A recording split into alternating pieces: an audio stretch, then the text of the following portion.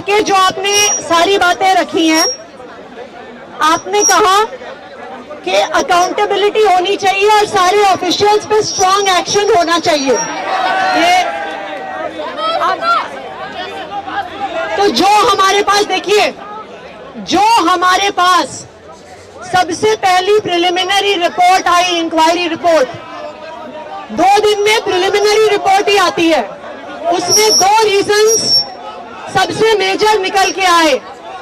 सबसे पहला reason, 1 minute पकड़ लेंगे आप, सबसे पहला रीजन ये निकल के आया कि जो ड्रेन था जिससे पानी की निकासी होनी थी, उस ड्रेन पर सारे कोचिंग सेंटर्स ने इंक्रोच कर लिया था, इसलिए पानी बहकर नहीं जा रहा था। ये इंश्योर करना कि इंक्रोचमेंट ना हो, ये हमारे फील्ड लेवल ऑफिसर्स का काम होता है। तो ये क्लियर है, ये तो बिल्कुल प्राइमा फेसाई क्लियर है कि फील्ड लेवल इंजीनियर्स ने अपना काम नहीं किया, इसलिए हमने फाइनल इंक्वायरी रिपोर्ट का भी इंतजार किए बिना जो फील्ड लेवल सबसे जूनियर इंजीनियर था उसको परमानेंटली टर्मिनेट कर दिया और जो असिस्टेंट इंजीनियर था उसको सस्पेंड कर दिया। लेकिन आप ये मत सोचना कि हमने सबसे जूनियर लोगों को निकाल के बाकी ऊपर वालों को बचा लिया, ऐसा नहीं होगा। पहले इंक्वायरी रिपोर्ट आने दीजिए। देखिए, अगर पूरी इंक्वायरी रिपोर्ट के बिना हम एक्शन लेंगे तो सब जो कसूरवार हैं वो बच जाएंगे।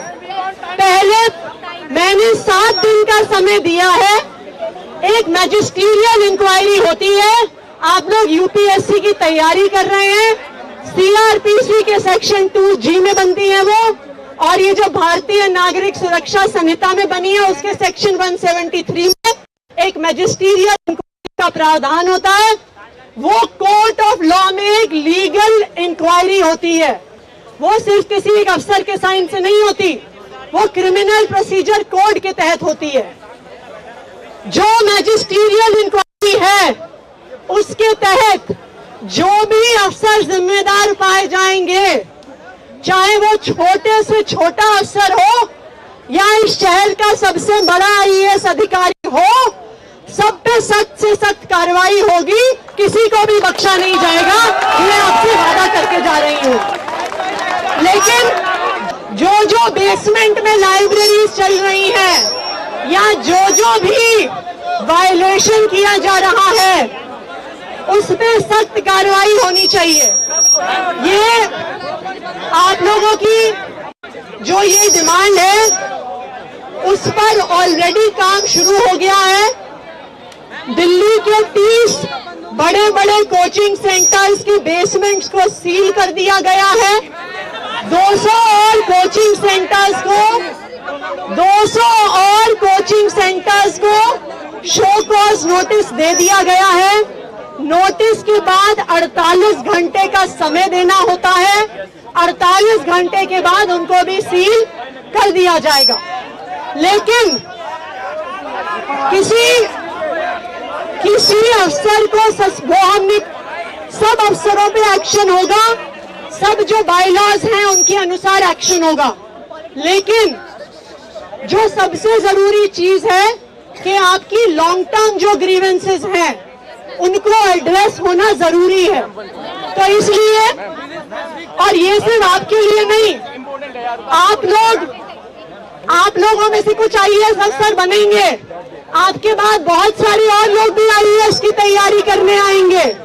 तो अगर एक बार हम सिस्टम को सही करेंगे तो आने वाले सभी यूपीएससी एस्पिरेंट्स के लिए सिस्टम ठीक होगा। ये लड़ाई सिर्फ आपकी नहीं है, ये लड़ाई इस देश के सारे यूपीएससी एस्पिरेंट्स की है। तो आपके यूपीएससी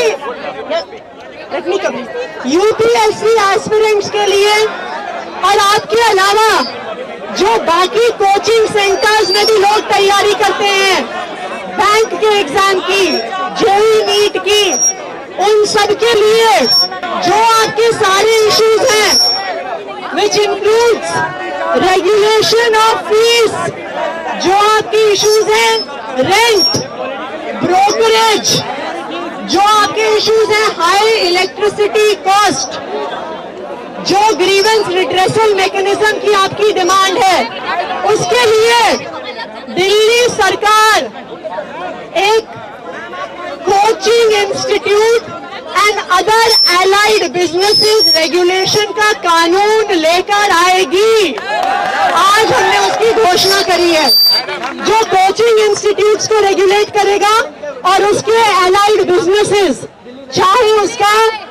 चाहे जो आपका रेंट हो, चाहे ब्रोकरेज हो, उससे सारे जुड़े हुए इश्यूज को रेगुलेट करेगा। ये आपको एक परमानेंट सोल्यूशन देगा। लेकिन इस एक्ट को बनाने में हम चाहते हैं कि आप लोगों का भी योगदान रहे।